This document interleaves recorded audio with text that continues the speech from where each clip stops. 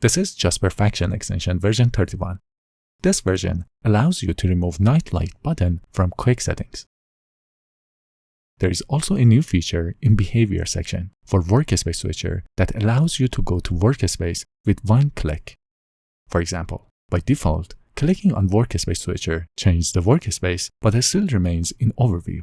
If you enable this feature, it will close the overview after switching to the workspace.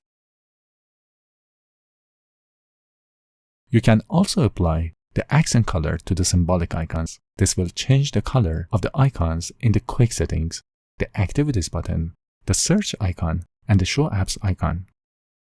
Let me open the GNOME settings to show you how these colors change.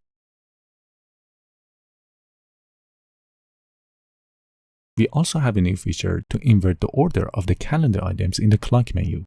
By default, the calendar looks like this, but if you enable this feature, the calendar items will be shown in reverse order. This is more useful when you use the panel at the bottom. I also added QR code here if you'd like to support my work. We also had some bug fixes that you can read about them in the changelog. As always, if you have any problems with this version, please let me know. Thanks for the support.